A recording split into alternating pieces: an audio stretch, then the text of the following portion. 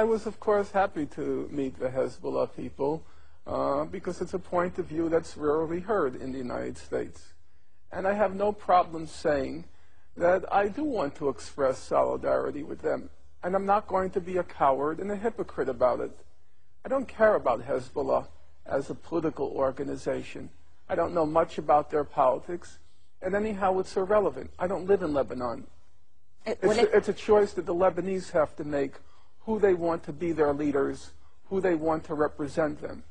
But there is a fundamental principle. People have the right to defend their country from foreign occupiers.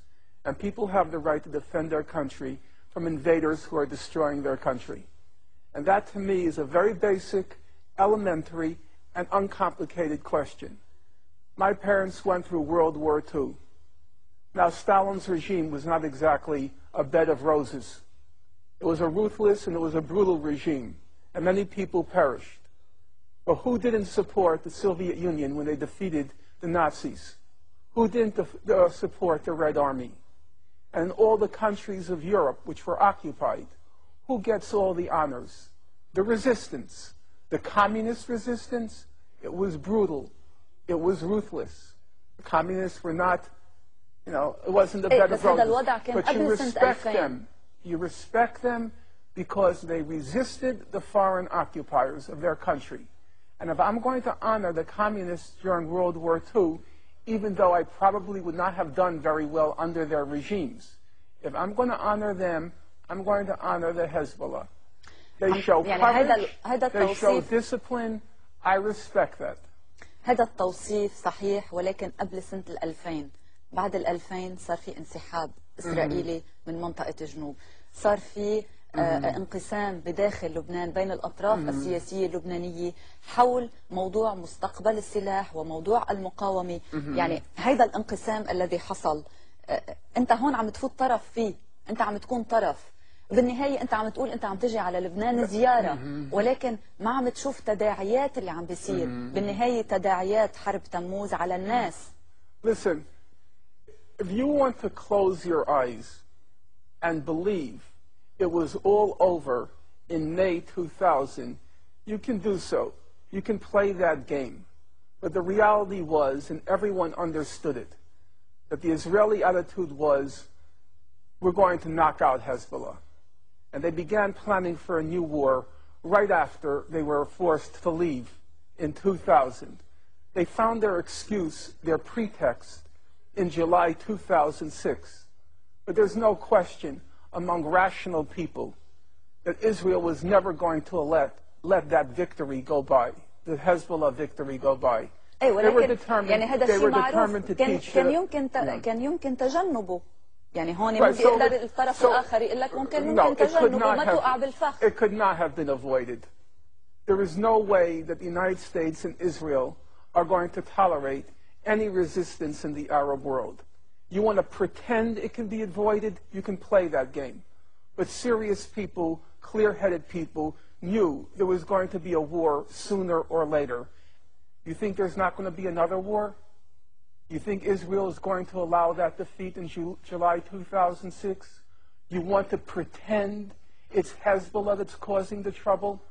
No, there will be another war, and the destruction will probably be 10 times worse, maybe even more, than July 2006, because Israel is determined with the United States to put the Arabs in their place and to keep them in their place.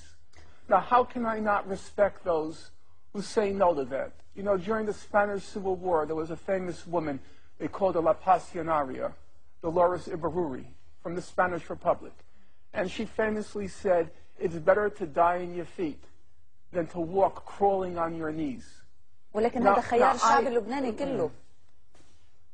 يعني مش I totally agree. I'm not telling you what to do with your lives. I'm not telling you. And if you rather live crawling on your feet, I could respect that. I could respect that. People want to live. How can I deny you that right? But then how can I not respect those who say they'd rather die on their feet? How can I not respect that? Israel and the United States are attacking because they will not allow any military resistance to their control of the region. That's the problem. If Hezbollah laid down its arms and said, we will do whatever the Americans say, you wouldn't have a war, that's true. But you'd also be the slaves of the Americans. I have to respect those who refuse to be slaves. ما في غير طريقة واحدة اللي هي المقاومة العسكرية. I don't believe there's another way. I wish there were another way. Who wants war? Who wants destruction? Even Hitler didn't want war. He would much prefer to have accomplished his aims peacefully, if he could. So I'm not saying I want it, but I honestly don't see another way unless you choose to be their slaves. And many people here have chosen that. I can't really say I can understand it. You want to live. I can't really say I respect it. You know, so many dead, so much destruction, before the bodies are even buried, before the buildings are even rebuilt, the person who's responsible for it all, you can't wait to welcome him. You can't wait to roll out the red carpet. I can't respect that. In that respect, I like the Jews much more. I like their attitude. You know what the Jewish attitude is? Never to forgive, never to forget. And I agree with that. Why roll out the red carpet less than 2 years after your whole country was destroyed by them? The Secretary of State said it was the birth pangs of a new Middle East. That's the statement of a freak. A human freak would compare the birth of a child with the destruction of a country. And yet there are people here who are so anxious to welcome her. They're trying to figure out, what are the Americans thinking? They can't wait for their banquets. How can anyone respect that? I respect the Jews 1,000 times more. Never to forgive, never to forget. All the death and all the destruction. And you can't wait to welcome him. Norman, it's disgusting. Who the hell cares if Bush is coming? ولكن أنت عم بتقول إنه في حرب أخرى قادمة. You should have declared him persona non grata. He's not welcome here. He destroyed your country. He was responsible for the war. You know full well that resolution could have been passed 3 weeks earlier. He destroys your country, and you can't wait to greet him. You have no self-respect. How can you expect other people to respect Arabs if you show no respect for yourself? If the Lebanese people overwhelmingly vote to let the Americans and Israelis have their way, I guess you have to accept that. I could see that. And I couldn't possibly say that they don't have the right to make that choice.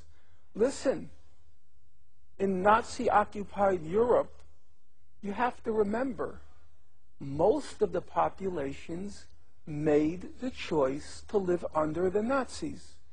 All of this talk about a French resistance is just a joke. It never happened. The French resistance, about 20% of the French population read the resistance newspaper. There were maybe 10% of the French who resisted. The rest said, don't resist, because the Nazis were ruthless. You resist, 400 are killed for each soldier that's killed. That's how the Nazis operated. So that most of the French said, like you, we want to live. Don't resist. But now I have to ask you, in retrospect, who do we honor? Do we honor those who say, let us live? Or do we honor those who said, let's resist? Leaders come last. There will be a leader who comes into power in Israel who is willing to make the concessions after the conditions have been created. Namely, Israel has to suffer a defeat.